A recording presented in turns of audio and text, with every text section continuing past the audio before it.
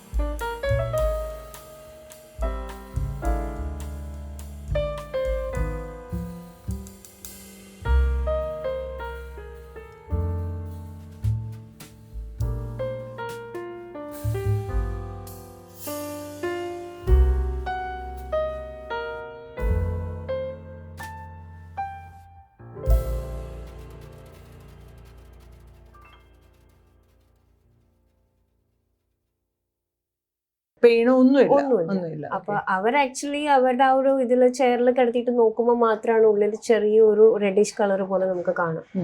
അപ്പോ അവരത് MRI suggest ചെയ്തു. അവർ എന്റെ പാരന്റ്സ് ആയിട്ട് സംസാരിച്ചു. ഞാനും എന്റെ ഒരു ഫ്രണ്ടും കൂടെ പോയത്, കാരണം പാരന്റ്സ് ഓൾറെഡി സമ്മതിച്ചിട്ടുണ്ട്. അപ്പോ എന്റെ അമ്മ ഹോസ്പിറ്റൽ ഫീൽഡിൽ വർക്ക് ചെയ്യുന്ന ഒപ്റ്റോമെട്രിസ്റ്റ് ആണ്. അപ്പൊ ഇപ്പൊ റിട്ടയർ ആയി. അപ്പൊ അമ്മ പറഞ്ഞു നമുക്ക് MRI എടുത്ത് നോക്കാം, എന്താന്ന് നോക്കാം. അങ്ങനെ ഞങ്ങള് MRI എടുത്തു. MRI എടുക്കുന്ന ടൈമിൽ ആക്ച്വലി ഇവിടെ പ്രളയം വന്ന സമയമായിരുന്നു 2018. ആ സമയത്ത് ആർക്കും ഒന്നിനും നേരമില്ല, കാരണം വെള്ളം കയറിക്കൊണ്ടിരിക്കുക പലരുടെയും വീട്ടിൽ. ആ ഒരു ടെൻഷന്റെ ടൈമിൽ ഞങ്ങളും ചെന്ന് MRI ഒക്കെ എടുത്ത് നോക്കി. പക്ഷെ നമ്മളങ്ങനെ ചിന്തിച്ചിട്ടേ ഇല്ല ഇങ്ങനെ ഒരു സംഭവം ആയിരിക്കും. അങ്ങനെ MRI റിസൾട്ട് വന്നപ്പോൾ ആക്ച്വലി ചെറിയൊരു ട്യൂമർ പോലെയാണെന്ന് കണ്ടു, അത്രമാത്രമേ കണ്ടുള്ളൂ. അപ്പൊ അവർ ആക്ച്വലി ഡെന്റൽ കോളേജിലായിരുന്നല്ലോ ഞാൻ കാണിക്കുന്നത്. സോ അവരത് ഒന്ന് ബയോപ്സി എടുത്ത് നോക്കാന്ന് പറഞ്ഞ് കുറച്ച് ബയോപ്സി ഇങ്ങനെ എടുത്ത് ചെറിയ ലീഷൻ എടുത്തിട്ട് അവർ ബയോപ്സിക്ക് അയച്ചു. അങ്ങനെ അയച്ചു കഴിഞ്ഞാൽ അതിന്റെ റിസൾട്ട് വന്നപ്പോൾ ഓൾ ഓക്കെ, ഒരു കുഴപ്പമില്ല. പക്ഷെ ആ ട്യൂമർ റിമൂവ് ചെയ്യാം നമുക്ക്, അങ്ങനെ പറഞ്ഞു. 2 സെന്റിമീറ്ററിനേ ഉള്ളൂ, പക്ഷെ റിമൂവ് ചെയ്യാം. കാരണം ബയോപ്സി എടുത്ത് കഴിഞ്ഞപ്പോഴാണ് എന്റെ കോളേജിലെ ടൂറ്. അപ്പൊ എനിക്കത് മിസ്സാക്കാൻ പറ്റില്ല. 2 വർഷത്തെ മാസ്റ്റേഴ്സ് പഠിക്കുന്ന ഫ്രണ്ട്സിന്റെ ഒപ്പം ഒക്കെ പോകാൻ പറ്റുന്നതല്ലേ കന്യാകുമാരിയൊക്കെ. അപ്പൊ എനിക്ക് പെയിൻ സ്റ്റാർട്ട് ചെയ്തു. നമ്മുടെ ആ ഒരു ഏരിയയില് ബയോപ്സി എടുക്കുമ്പോൾ കുറച്ച് കുട്ടികളൊക്കെല്ലോ. അന്നേരം ബയോപ്സിയുടെ ഇത് കൊണ്ട് പെയിൻ സ്റ്റാർട്ട് ചെയ്തു. അപ്പൊ പെയിൻ എനിക്ക് മാറാനായിട്ട് അവർ തരുന്ന ടാബ്ലറ്റ്സ് ഒന്നും എനിക്ക് ഏൽക്കുന്നില്ല, പെയിൻ നിൽക്കുന്നില്ല. പിന്നെ ട്രമഡോൾ കുറച്ച് ഹൈ ഡോസ് ഉള്ള മെഡിസിൻ ഒക്കെ തരുമ്പോഴാണ് കുറച്ചെങ്കിലും നമുക്ക് ഒന്ന് സർവൈവ് ചെയ്യാൻ പറ്റുന്നത്, ഫുഡ് കഴിക്കാനും എല്ലാത്തിനും. അപ്പൊ കോളേജിലെ ഫ്രണ്ട്സും ടീച്ചേഴ്സും എല്ലാം എന്നെ കുറെ ഹെൽപ്പ് ചെയ്തു. ടൂറിൽ ഫുൾ ടൈം ഞാൻ കരച്ചിലാണ്, എനിക്ക് വേദനയാണ്. അങ്ങനെ പോയി തിരിച്ചു വന്നു. എൻ്റെ ഒക്ടോബർ 2018 സർജറി ചെയ്ത ട്യൂമർ റിമൂവ് ചെയ്തു. അപ്പൊ ചെറിയൊരു സ്വെല്ലിംഗ് മാത്രമേ ഉണ്ടായിരുന്നുള്ളൂ. ആ സർജറി ആക്ച്വലി ചെയ്തത് ഈ ഡെന്റൽ കോളേജിൽ അവർ തന്നെയായിരുന്നു ചെയ്തത്, മാക്സിലോ ഫേഷ്യലുകാരായിരുന്നു ചെയ്തത്. അപ്പോൾ അത് കഴിഞ്ഞ് ആ പെയിനൊക്കെ കുറഞ്ഞു, എല്ലാം ഓക്കെ ആയി വരുമായിരുന്നു. പക്ഷെ നമ്മൾ ട്യൂമർ റിമൂവ് ചെയ്യുമ്പോൾ ആ ട്യൂമർ നമ്മൾ ബയോപ്സിക്ക് അയക്കും ഹോസ്പിറ്റലിൽ നിന്ന്. അങ്ങനെ അയച്ചപ്പോൾ അതിന്റെ ഓപ്പോസിറ്റ് സൈഡ്സിൽ പോസിറ്റീവ് ആയി കണ്ടു cancer cells. What came to your mind immediately? Actually ഞാൻ ആ സമയത്ത് എനിക്കത് തോന്നിയായിരുന്നു അങ്ങനെ ആയിരിക്കും എന്ന്. കാരണം എൻ്റെ ആ ട്യൂമറിന്റെ ബയോപ്സിക്ക് അയച്ചിട്ട് പെയിൻ സ്റ്റാർട്ട് ചെയ്തപ്പോൾ ഡോക്ടർ പറയണത് ഞാൻ കേട്ടായിരുന്നു, ഇത്ര പെയിൻ വരാൻ സാധ്യത ഇല്ലല്ലോ ഈ ബയോപ്സിക്ക് അയക്കുമ്പോൾ. സോ എന്റെ ഉള്ളില് ഇങ്ങനെ പറയുന്നുണ്ടായിരുന്നു മേ ബി വേറെ എന്തെങ്കിലും ആയിരിക്കാം. കാരണം അവരും അങ്ങനെ ഒരു ഡൗട്ട് പറഞ്ഞപ്പോ. പക്ഷെ ഞാൻ അത് എന്റെ പാരന്റ്സിനോട് ഷെയർ ചെയ്തിട്ടുണ്ടായില്ല, ഫ്രണ്ട്സിനോട് ഞാൻ ഷെയർ ചെയ്തിട്ടുണ്ടായില്ല. പക്ഷെ അന്ന് ഫസ്റ്റ് ടൈം അവര് ലീഷൻ കണ്ടുപിടിച്ച സമയത്ത് എൻ്റെ കൂടെയുള്ള കൂട്ടുകാരിയുടെ അടുത്ത് ഞാൻ തമാശക്ക് അവിടെ നിന്ന് ഇറങ്ങുന്ന സമയത്ത് പറഞ്ഞിട്ടുണ്ടായി, അവരെന്തൊക്കെയോ കണ്ടുപിടിച്ചെന്തോ ക്യാൻസറാന്നാ തോന്നണേ. അപ്പൊ അവൾ എന്നെ വഴക്ക് പറയുകയും ചെയ്തു. ആക്ച്വലി ഞാനൊന്നും വിചാരിച്ച് പറഞ്ഞതല്ല, നമ്മള് ഫണ്ണായിട്ട് രീതിയിൽ പറഞ്ഞതാണ്. പക്ഷെ അത് സത്യം പോലെ ആയി.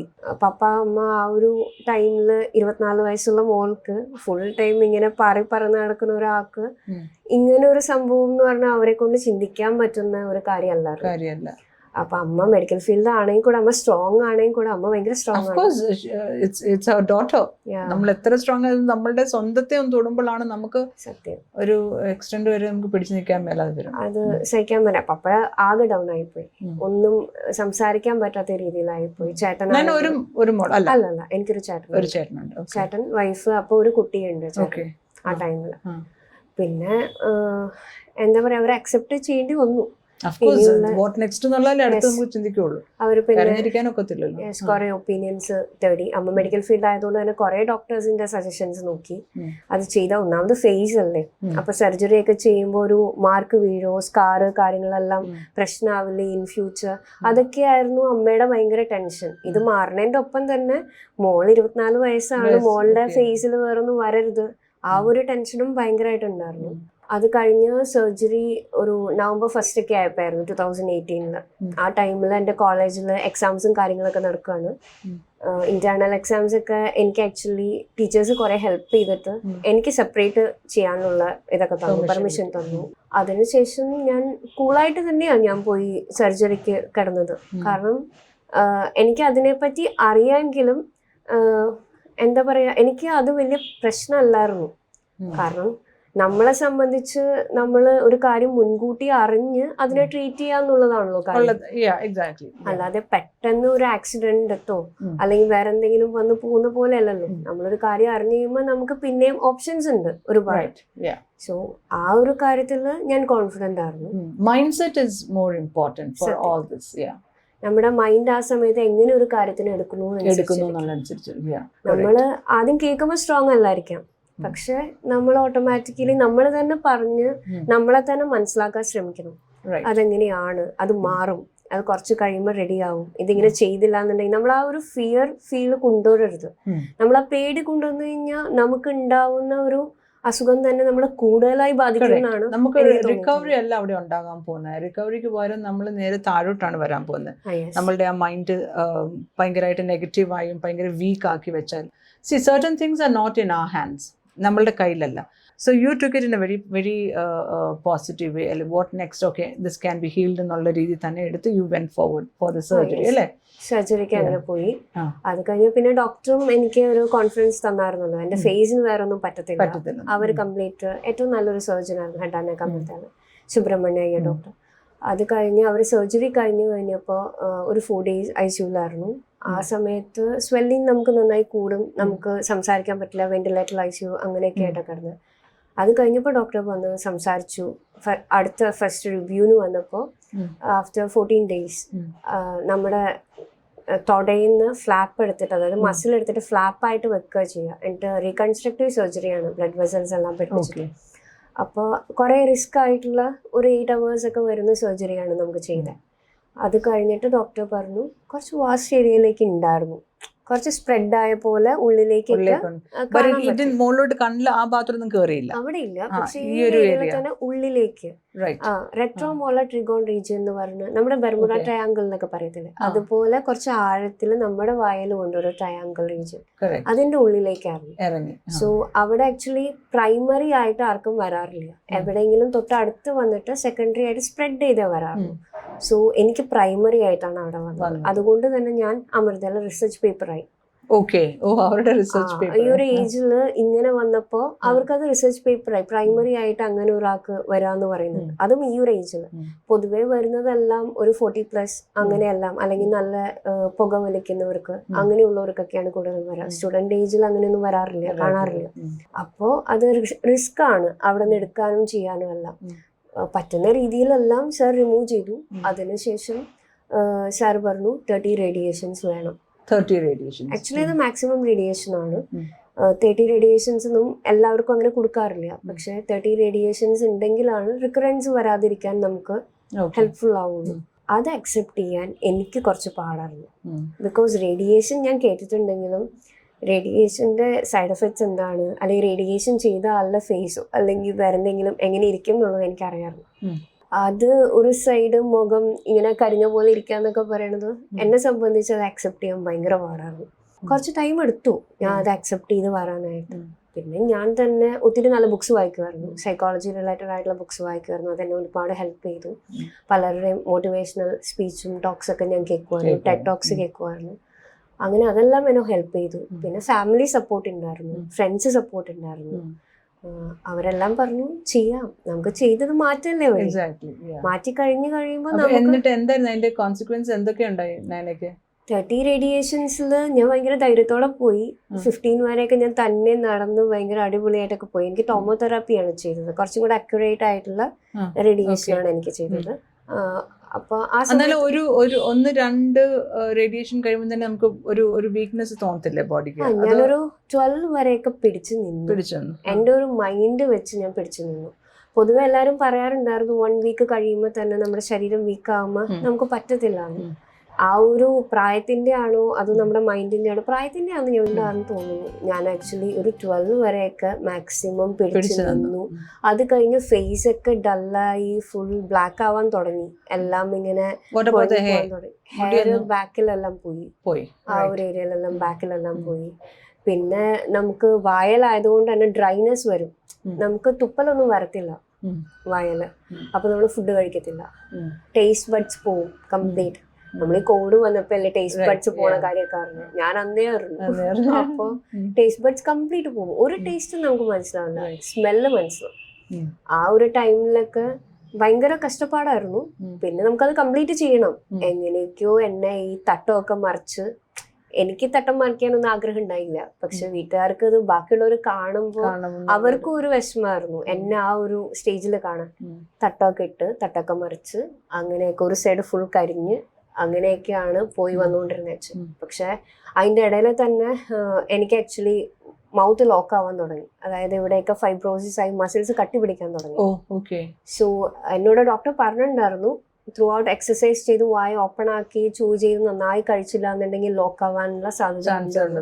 പക്ഷെ നമുക്ക് ആ ഒരു പെയിനും നമുക്ക് ആ ഒരു ക്ഷീണവും ബുദ്ധിമുട്ടും കാരണം നമുക്കൊന്നും ചെയ്യാൻ പറ്റത്തില്ല. ഒന്നാമത് നമ്മുടെ നാട്ടിലിവിടെ ക്രിസ്മസ് ക്ലിനിക്സ് ഇല്ല. ക്രിസ്മസ് എന്നാണ് ആ കണ്ടീഷനെ പറയുന്നത്, മൗത്ത് ലോക്ക് ആവുന്നതിന്. പുറത്ത് നാട്ടിലൊക്കെ ഉണ്ട്. റേഡിയേഷൻസ് കഴിഞ്ഞ് കഴിയുമ്പോൾ അത് കംപ്ലീറ്റ് എക്സസൈസും കാര്യങ്ങളും എല്ലാം ചെയ്ത് നമ്മൾ റെഡി ആക്കി എടുക്കുന്നത്. എത്രത്തോളം അത് പോസിബിൾ ആണെന്ന് എനിക്കറിയില്ല, പക്ഷെ നമ്മുടെ ഇവിടെ അതില്ല. എന്റെ മാക്സിമം രീതിയിലൊക്കെ ട്രൈ ചെയ്തു, പക്ഷെ ഒരു ദിവസം രാവിലെ എണീറ്റപ്പോ എന്റെ വായ കംപ്ലീറ്റ് അടഞ്ഞു. ഒട്ടും ഓപ്പൺ ആക്കാൻ പറ്റത്തില്ല. പല്ല് രണ്ടും ഇങ്ങനെ കൂട്ടിയിരിക്കുന്ന, ഈ മരിച്ച ആൾക്കാരുടെ വായ നമുക്ക് തുറക്കാൻ പറ്റത്തില്ല. അത് അത്രയും ഇതായിപ്പോ, അതുപോലെ ആയിപ്പോയി എന്റെ. ഒരു രീതിയിൽ ഞാൻ എന്ത് വിചാരിച്ചാലും തുറക്കാൻ പറ്റും. പിന്നെ പല്ല് പറിച്ചതിന്റെ ഗ്യാപ്പ് ഉള്ളത് കൊണ്ട് അതിൽ കൂടെ നമുക്ക് എന്തെങ്കിലും കുടിക്കാം, അത് മാത്രമേ പറ്റുള്ളൂ. നമുക്ക് ഓപ്പൺ ആക്കാൻ പറ്റത്തില്ല. പിന്നെ അവർ ഹെൽപ്പ് ചെയ്ത്, അവിടുത്തെ ഡെന്റൽ കോളേജിലെ ഓരോ പ്രൊഫസറൊക്കെ എന്നെ ഹെൽപ്പ് ചെയ്തിട്ട് സ്റ്റിക്ക് തരും, ഒരു ഐസ്ക്രീം സ്റ്റിക്ക് പോലത്തെ സ്റ്റിക്ക് തരും. ആ സ്റ്റിക്ക് ഒരെണ്ണം നമ്മൾ എങ്ങനെയെങ്കിലൊക്കെ പല്ലിന്റെ ഇടയിൽ കയറ്റി വെക്കണം. അത് കയറ്റി വെച്ച് ഒരു 1 hour കഴിയുമ്പോൾ ആ ഒരു സ്റ്റിക്കിന്റെ ഗ്യാപ്പ് അവിടെ വരും. ആ ഗ്യാപ്പിന്റെ മേലെ നമ്മൾ അടുത്തത് കയറ്റി വെക്കണം. അങ്ങനെ ഒരു 3 stick 4 stick വരെ മാക്സിമം എനിക്കൊരു ദിവസം കുറേ അവേഴ്സ് എടുത്തിട്ട് ഒന്ന് ഓപ്പൺ ആക്കാൻ കയറ്റാൻ പറ്റും. അതേ ചെയ്യാൻ പറ്റും. അങ്ങനെ ചെയ്യുന്ന സമയത്തൊക്കെ നമുക്കിങ്ങനെ വായന്നിങ്ങനെ തുപ്പലൊക്കെ ഒളിച്ചുകൊണ്ടിരിക്കും. അങ്ങനത്തെ കുറെ പ്രശ്നങ്ങളുണ്ട്. അതിന്റെ ഇടയിൽ കൂടെ ഫുഡ് കഴിക്കണം. ഫുഡ് എന്ന് വെച്ച് കഴിഞ്ഞാൽ കുറുക്കും കാര്യങ്ങളെല്ലാം ആയി, ഫുൾ ലിക്വിഡും ആയി. പിന്നെ USC കസിൻസ് എല്ലാം ഹെൽപ്പ് ചെയ്തു, പ്രോട്ടീൻ ഷേക്സ് പോലത്തെ ഇതെല്ലാം, കാലോറീസ് കൂടാൻ. അപ്പൊ അത് വെച്ചിട്ടൊക്കെ നടക്കാൻ പറ്റുള്ളൂ, പിടിച്ചു നിൽക്കാൻ പറ്റുള്ളൂ. ഞാൻ അണ്ടർ വെയിറ്റ് ആയി, 32 kg ആയി. 39-40 നേരെ 32 ആയി. അപ്പോൾ അങ്ങനെയെല്ലാം ചെയ്തിട്ടാണ് ഞാൻ ഫുഡ് എന്നിട്ട് ഞാൻ പ്രിപ്പയർ ചെയ്യും. സ്പൈസി കഴിക്കാൻ പറ്റില്ല ആ സമയത്ത്, ടേസ്റ്റ് ബഡ്സ് പോയി ഇവിടെ എല്ലാം പൊട്ടിയിരിക്കല്ലേ. ഞാൻ തന്നെ കുക്ക് ചെയ്യും വീട്ടിൽ എനിക്കിഷ്ടമുള്ള പോലെയൊക്കെ. എന്നിട്ട് ആ ഒരു 4 sticks വെച്ചിട്ട് ഓപ്പൺ ആക്കുന്ന ടൈമിൽ ഞാൻ തന്നെ കുറച്ച് കഴിക്കും. അപ്പൊ ഇവർ ആക്ച്വലി റിസർച്ച് പേപ്പർ ആയതുകൊണ്ട് പിറ്റേ ദിവസം ചെല്ലുമ്പോൾ അവർ ലിസ്റ്റ് എടുക്കും, ഞാൻ എന്തൊക്കെ കഴിച്ചു, ഇതൊക്കെ വെച്ചിട്ട് ഞാൻ എന്തൊക്കെ കഴിച്ചു. സാധാരണ ആൾക്കാർ കുറച്ച് പ്രായമായവര് പറയാ കഞ്ഞി കുടിക്കാൻ പറ്റി, അല്ലെങ്കിൽ 2 സ്പൂൺ അങ്ങനെയൊക്കെയാ. എന്റെ അങ്ങനെയൊന്നും അല്ലായിരുന്നു. ചിക്കൻ ബിരിയാണി, മറ്റേതും മറിച്ചത്, അങ്ങനെ ചവയ്ക്കാൻ ഈ 4 സ്റ്റിക്ക് കയറി കഴിയുമ്പോ ഒരു 5 minutes നമുക്ക് ചവയ്ക്കാൻ പറ്റും. ആ ഒരു ടൈമിൽ എനിക്ക് കൊതിയുള്ളത് ഞാൻ കഴിച്ചു. ഞാൻ തന്നെ ഉണ്ടാക്കും, ഞാൻ തന്നെ കഴിക്കും. പക്ഷെ നമ്മൾ എത്രത്തോളം ചവയ്ക്കുന്നു അതനുസരിച്ച് പിന്നെ അടയും. ചവയ്ക്കുന്നവരും തുറന്നു വരില്ല, ചവയ്ക്കുന്നവരും തടയും.